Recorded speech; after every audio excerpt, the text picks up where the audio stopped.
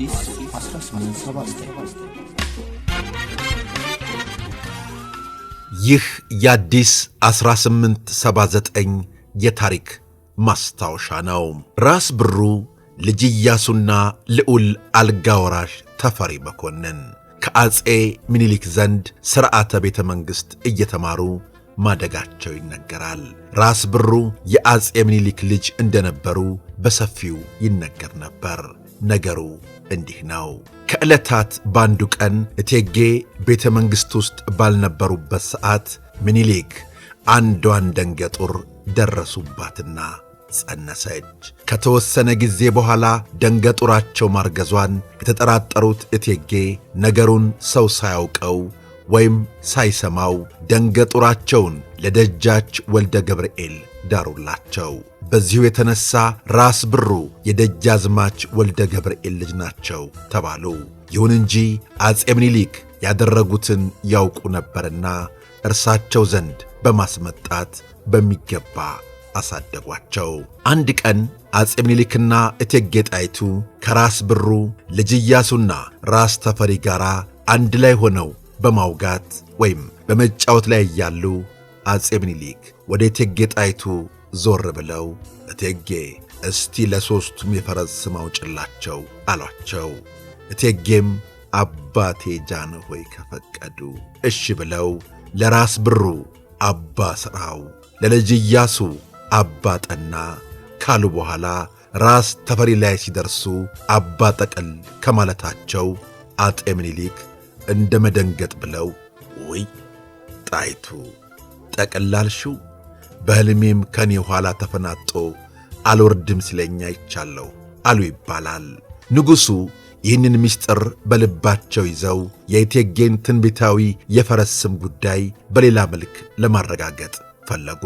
በመሆኑም በወቅቱ በነበረው ባህል መሠረት መጪውን መተንበይ ይችላሉ ወደሚባሉ አንድ ባህታዊ ለመሆኑ ከኔ በኋላ የሚነግሠው ተፈሪ ነው ወይንስ ኢያሱ በማለት መልእክት ላኩ። መልእክቱ የደረሳቸው ባህታዊም በቀጥታ እገሌ ነው ከማለት ይልቅ ለሁለቱም ምግብ ሲሰጧቸው ከፍትፍት ውስጥ ቀለበቶን አስገብተው ወይም ጨምረው ያቀርቡላቸው። ቀለበቶን ያገኘ ይነግሣል በማለት መልስ ላኩላቸው። ራስ ተፈሪና ልጅ ኢያሱ ምንጊዜም የሚመገቡት ንጉሡ ከበሉ በኋላ የንጉሡ ማዕድ ከፍ ካለ በኋላ ነበርና አጼ ምኒልክ ባህታዊው በነገሯቸው መሠረት የጣት ቀለበታቸውን ከፍትፍቱ ውስጥ እንዲገባ አስደርገው ምግቡ እንዲቀርብላቸው አደረጉ። ሁለቱም ወጣት መሳፍንት እንደተለመደው አንድ ላይ በመመገብ ላይ እያሉ ቀለበቷ ራስ ተፈሪ እጅ ገባች።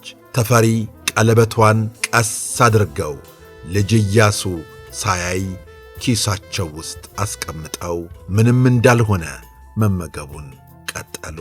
ማዕዱ ከፍ እንዳለ ንጉሡ ሁለቱንም እልፍኛቸው ድረስ በማስጠራት ለመሆኑ ከሁለታችሁ ከምግቡ ውስጥ አንድ ነገር ያገኛለን በማለት ጠየቋቸው። በዚህን ጊዜ ልጅ ኢያሱ ጃንሆይ በበኩሌ ምንም አላገኘሁም በማለት መለሰ። ራስ ተፈሪ ግን ረጋ ባለመንፈስ ኪሳቸው ውስጥ ያስቀመጡትን ቀለበት አውጥተው ለአጼ ምኒልክ እያሳዩ ይችን አግኝቻለሁ አሉ። አጤ ምኒልክም ከእርሳቸው በኋላ የሚነግሠው ማን መሆኑን እንዳረጋገጡ ይነገራል።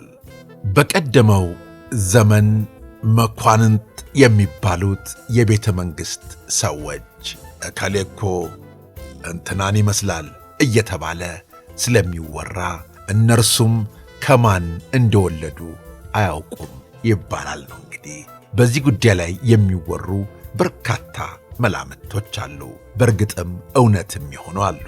ወደፊት እንደ አይነታቸው ኧረ ይሄም አይሆንም የሚያስብሉ ታሪኮችን ይዘን እንመጣለን። ስለ አብሮነታችሁ፣ ስለ ወዳጅነታችሁ ከልብ እናመሰግናለን። አዲስ 1879